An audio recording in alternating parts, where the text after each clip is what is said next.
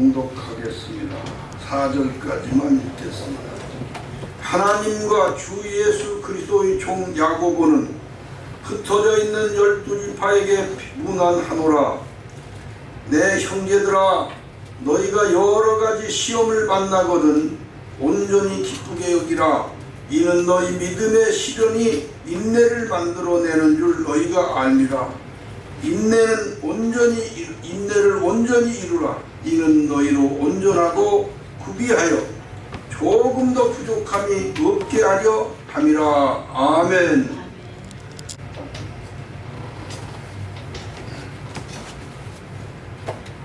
야고보서 1장 1절을 같이 한번 큰 소리로 읽어주세요. 시작. 하나님과 주 예수 그리스도의 종 야고보는 흩어져 있는 12지파에게 문안하노라.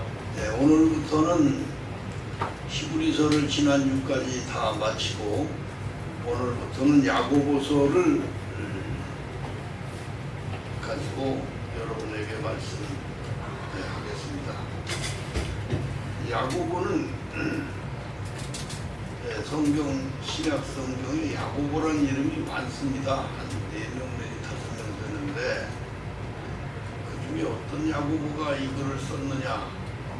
야고보가 흩어져 있는 12지파에게 문안한다 하는 이 글을 썼느냐. 누가 썼는지 그렇게 중요한 건 아닙니다. 그러나 이 야고보서는 8명의 야고보 중에 예수님께서 마리아, 동정녀 마리아에게 성령을 잉태된 후 마리아와 요셉 사이에서 난 제일 먼저 난 맏동생이라고 보여집니다. 그 사람이 야고보가 썼어요. 요한의 형제 야고보가 또 있는데 그는 그 예루살렘이 핍박당할 때 그때 목베어 순교했습니다. 그래서 이 야고보는 그 예수님의 동생이었던 이 야고보는 예루살렘 교회에서 베드로와 비교될 만큼 유능하고 투철한 정신적 지도자였어요. 이 야고보는 처음에는 예수님의 동생이었지만 예수님에 대한 그렇게 확실한 믿음을 갖지 못했던 사람입니다. 그런데 부활 승천하신 주님을 뵙고 난 후 마음을 확 바꾼 것으로 보입니다. 그는 예수님 승천 후에 초대교회의 기둥 역할을 했고 예수님 후 62년경 순교한 것으로 그렇게 알려져 있습니다. 오늘 우리가 공부하고 강론을 듣는 이 야고보서는 흩어져 있는 12지파에게 보낸다 하는 그런 서신입니다. 이 용어는 아시아, 나아가 세계 각처에 흩어진 나그네들을 말하는 것인데 유대인 성도들은 그 당시에 이 야고보가 서신을 쓴 이 당시에는 그 나그네들이 그 복음을 전하러 나선 나그네들이 성도들의 그 고난과 시련이 아주 대단했던 때입니다. 그 더구나 또 가난한 사람들에게 부자들의 횡포가 지나쳤던 그런 때고 또 더구나 유대인들이 예수 믿는 그 초대교회로 들어와서는 그들이 형식적이고 이론적 신앙으로 아주 그 본의 안 되는 짓을 하는 그런 때입니다. 사람 외모로 판단하고 거짓말을 많이 하고 그런 때인데, 그리고 또 성도들이 서로 교제하는 것이 단절되는 그러한 그 어려운 때입니다.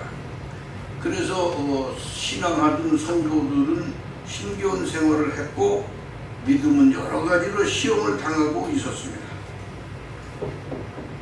그런 가운데 있던 초대교회 성도들을 향해서 흩어진 12지파에게 서신을 편지를 쓴 야고보는 그 이론적 신앙에 도취된, 그래서 마땅히 행할 것을 행하지 않는 그 당시 초대교회 그 형식적 신앙 자세를 바로잡아주는 동시에 고난과 환난의 뜻이 무엇인지를 교훈하면서 나그네 정신의 삶을 살도록 가르치고 있는 그런 글이 야고보서입니다.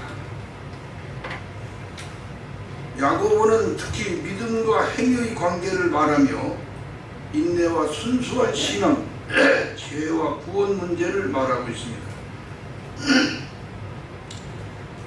말이나 이론이 아닌 실천, 이것을 강조하고 있으며 실천 없는 믿음은 허구요 형식이라고 강조합니다. 그러면서 가난하고 힘없는 나그네를 돕지 않는 신앙은 신앙의 모순이라고 말했습니다.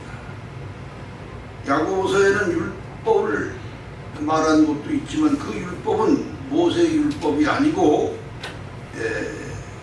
예수 믿는 그 새로운 그런 교회의 법을 말하는 것으로 보여집니다.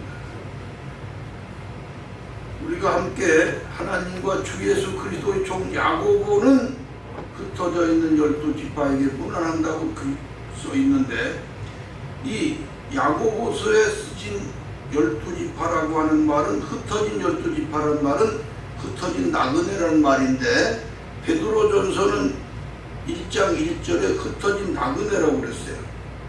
여기는 흩어진 12지파라고 해요. 그 맥이 같습니다.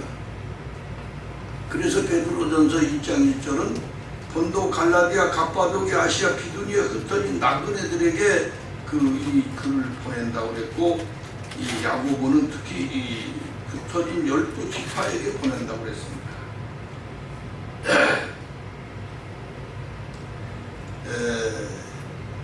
야고보는 그 형제, 내 형제들아 그랬는데, 내 형제들아, 2절 한번 읽어주세요. 시작. 내 형제들아, 너희가 여러 가지 시험을 만나거든 도전이 기대어라. 여기서 야고보서의 첫 마디가 형제라고 그랬습니다. 형제라는 말은 초대교회 성도들 간에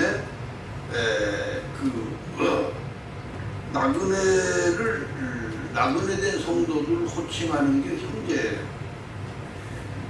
여러 가지 시험을 만나거든 그랬습니다. 여러 가지 시험을, 내 형제들아, 너희가 여러 가지 시험을 만나거든 온전히 기쁘게 여기라. 시험을 만나거든 기쁘게 여기라. 시험이라고 하는 것은 이제 다양한 모양으로 여러 가지 시험이라고 했는데, 이 여러 가지 시험은 다양한 모양의 시험을 말한 것입니다.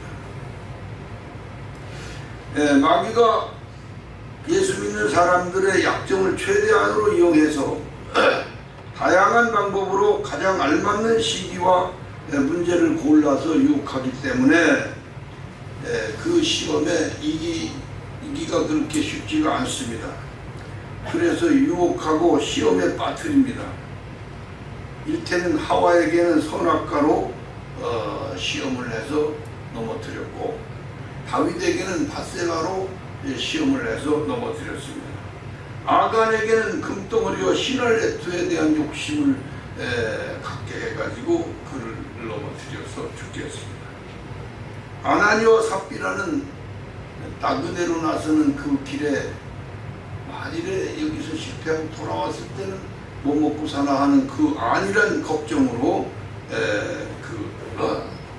아나니와 삽비를 죽게 했습니다. 그래서 시험을 통해서 무너지고 죽은 사람들이 마귀는 엄청 지혜롭고 민첩합니다. 예수 믿는 사람보다 훨씬 더 강하고 훨씬 지혜롭고 훨씬 민첩하다. 동물의 세계를 보면은 쫓기는 그 야국강식의 모든 것들을 한눈에 볼 수가 있는데, 쫓기는 것들은 도망칩니다. 근데 그 뒤를 따라가는 건 훨씬 더 빠르고 더 강합니다. 비서 덮치는데 엄청 재빠릅니다. 그래서 잡혀서 죽게 되는 것인데, 이와 같이 싸움에는 뭐 어마어마한 능력을 가지고 있는 것이 짐승의 세계에서도 고수들의 짐승입니다. 사자나 범이나 이런 짐승들은 엄청 빠를 뿐 아니라 강합니다. 이 마귀라고 하는 것은 이와 같습니다. 성경에 이르기를 우는 사자와 같이 삼킬자를 둘을 찾는다 했습니다. 우는 사자같이 삼킬자를 둘을 찾아서 하여튼 삼킬자를 만나기만 하면 뭐 여지없이 삼켜버리는 그런 싸움의 고수가 마귀입니다. 그러면 우리 예수 믿는 사람들이 싸움의 고수에게 이길 수 있겠느냐? 여기 있는 여러분들 모두가 그 고수와 한판 싸우는데 여러분들은 잡혀 죽기 딱 알맞은 그러한 입장에 있는 것입니다. 어떻게 하면 그 전투의 고수들에게 우리가 살아남을 것이냐? 그런데 이렇게 무서운 여러 가지 시험, 다양한 방법으로 우리를 무너뜨리고 죽이는 이런 시험을 만났을 때 과연 어떻게 기뻐할 수 있는가 하는 문제가 여기에 있습니다.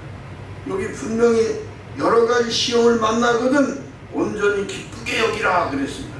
어떻게 기뻐질 수가 있나?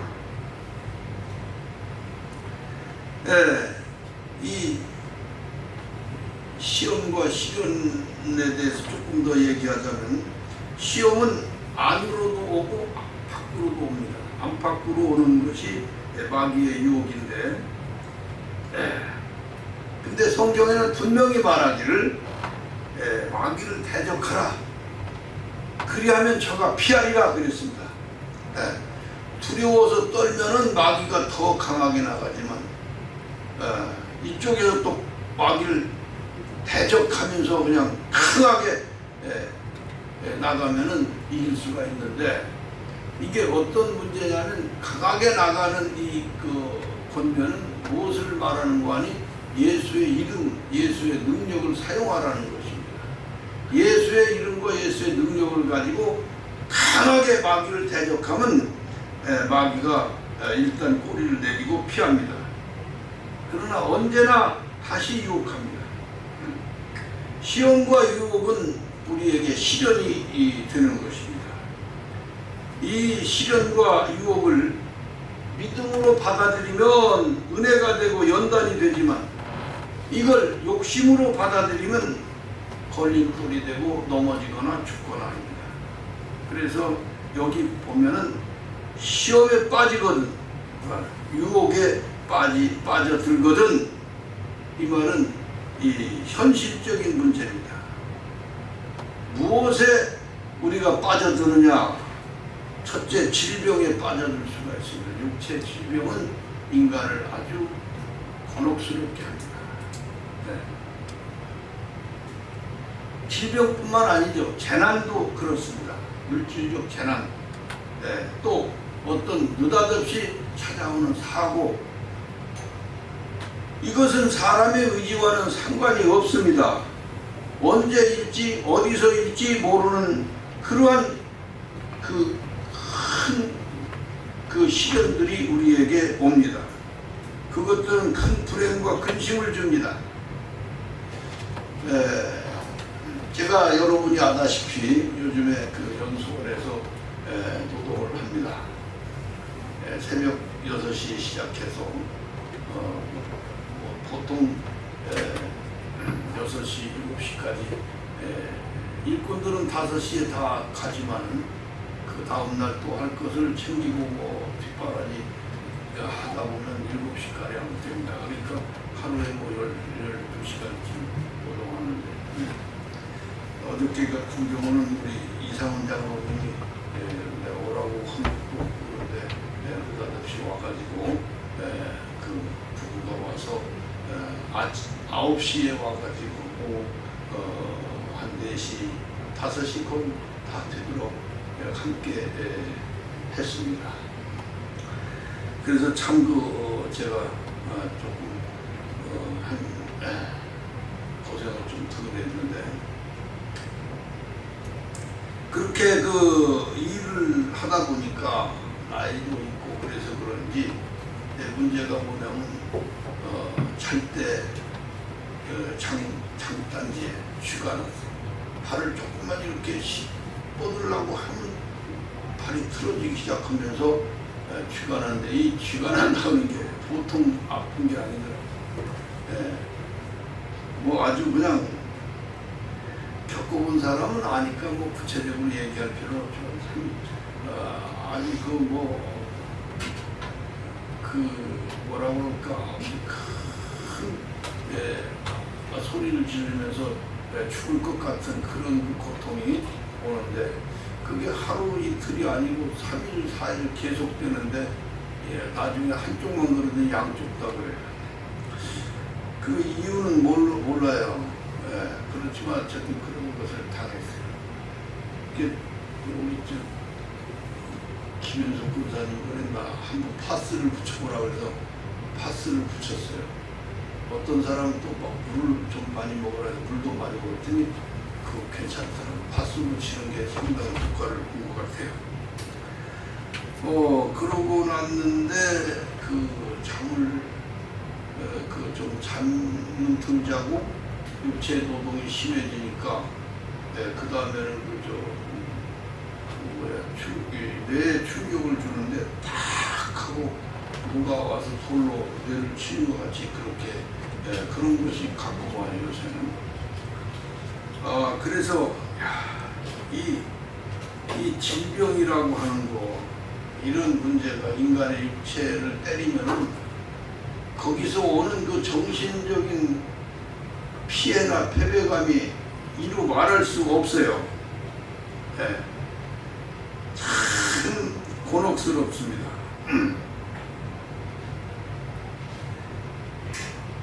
그러나 그것을 잘 극복하면은 기쁨이 되고 행복이 될 수가 있어요.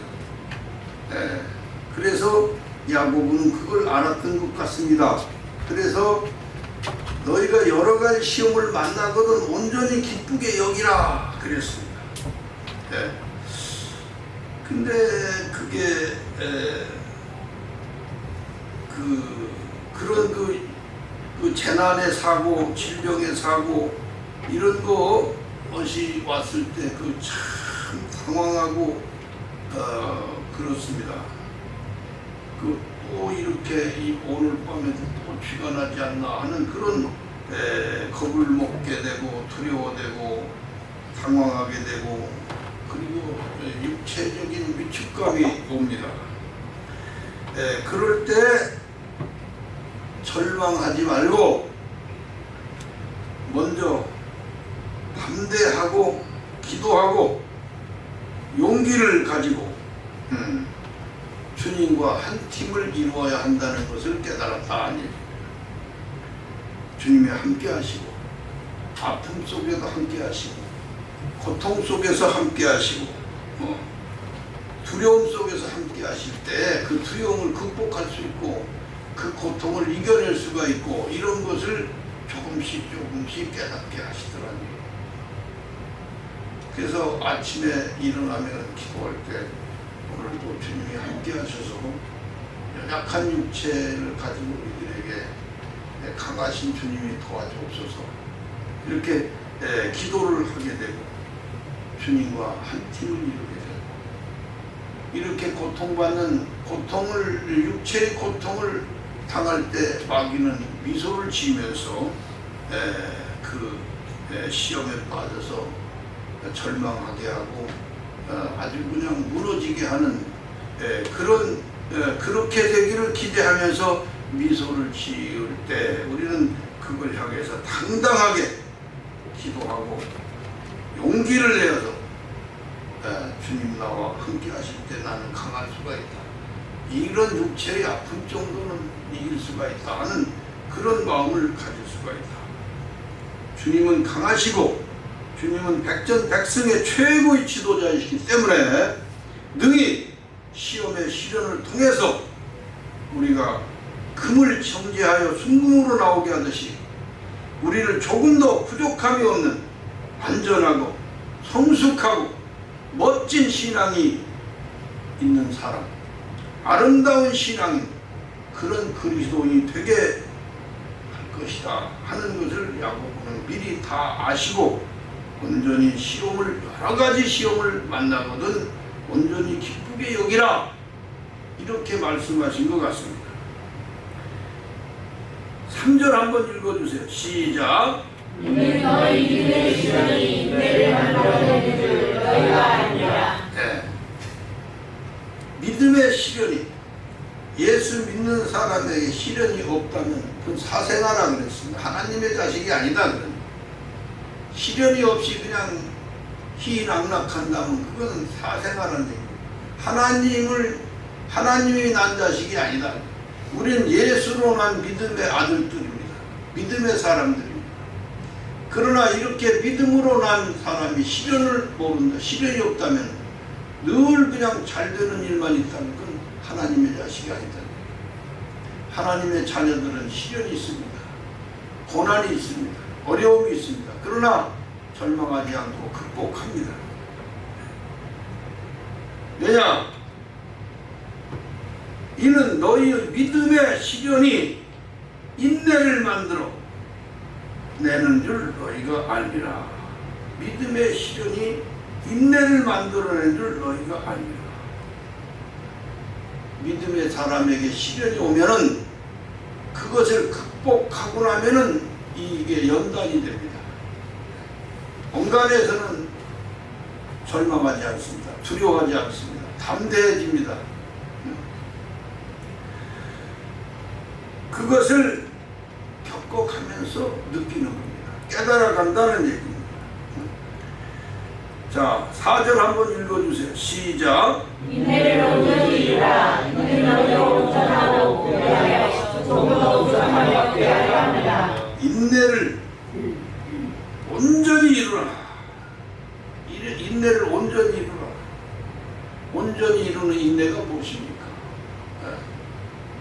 그냥 묵묵하게 확신, 이길 수 있다는 확신, 이것을 극복할 수 있다는 확신, 예수님과 한 팀이 되는 그러한 확신 속에서 참아내고 인내할 때 온전해집니다. 이는 너희를 온전하고 구비하여 조금도 부족함이 없게 하려 함이니라. 여러분, 순금이 어떻게 해서 재련돼서 나오느냐. 저는 충청도 장항이라고 하는 재련소 옆에서 살았어요. 그래서 그 순금이 어떻게 정제되나 하는 걸 조금 압니다.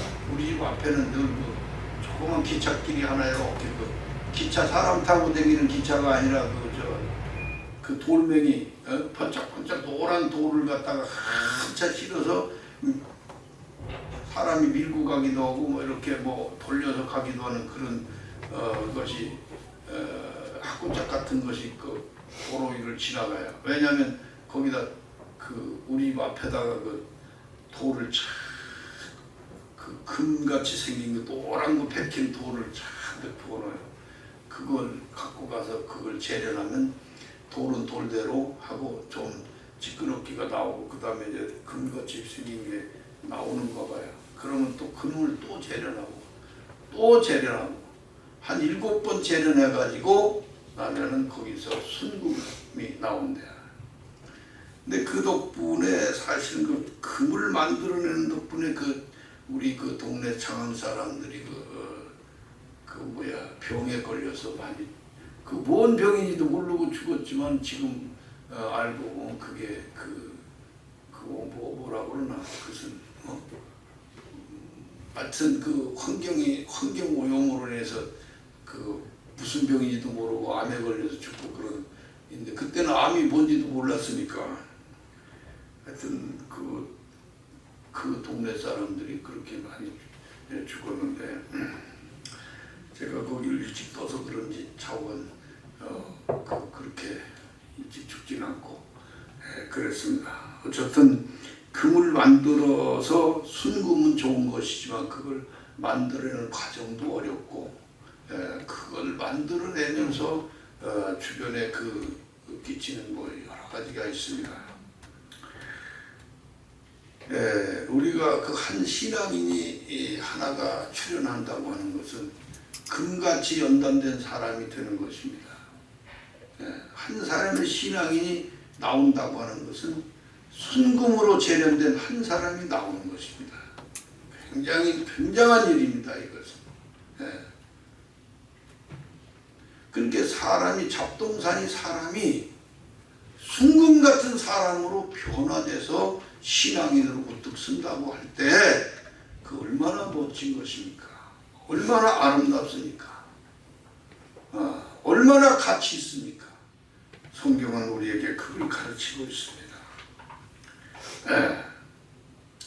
오늘은 여기까지만 말씀드리고 끝나겠습니다. 잘 들으셔서 고맙습니다. 아멘.